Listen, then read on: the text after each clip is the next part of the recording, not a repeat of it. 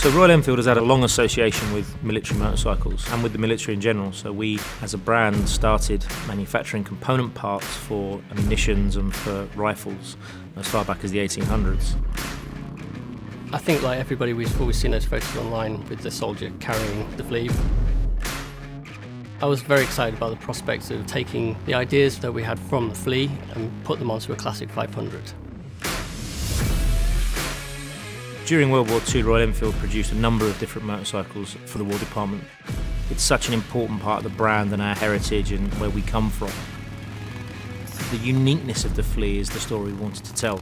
Lots of manufacturers made dispatch bikes, but the Flying Flea was very much the only one that was used as a proper motorcycle by airborne troops during D-Day and Arnhem.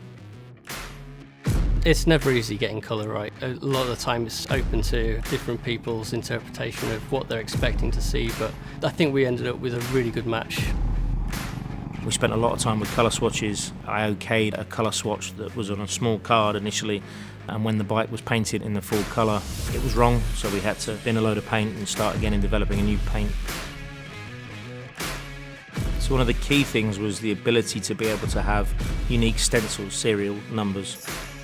Again, things like the positioning and the placement of the Pegasus logo on the fuel tanks, recreating the RE roundel, making sure that that felt and looked as authentic as possible.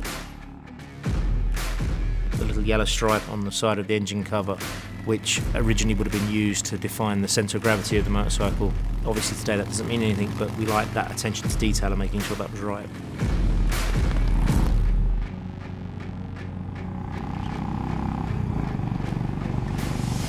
One of the main things that we focused on is that you have a pillion seat, a rear rack, or you have just a single seat. It looks correct. And for that we benchmarked a lot of World War motorcycles and saw where the panniers fitted visually as well as functionally, because you should be able to have a pillion rider and still have the bags on. That's something that World War II riders wouldn't be too concerned with, but obviously we wanted to have that authenticity while still being fully usable in today's world. I was surprised how much it looked like an entirely different bike, especially painting the engine covers. That gave it a very different feel to the original 500.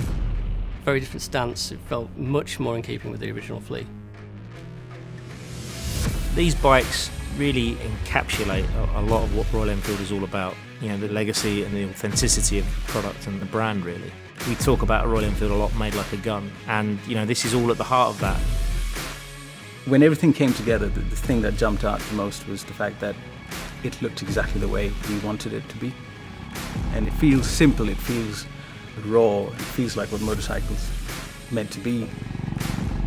I think what makes these bikes special is the story behind them. It's the awareness that they will give people and the authenticity that has led to them being as they are. I mean, they're a great motorcycle, but it's the ability that they give us to tell the story. To capture that and tell that is something quite special to us.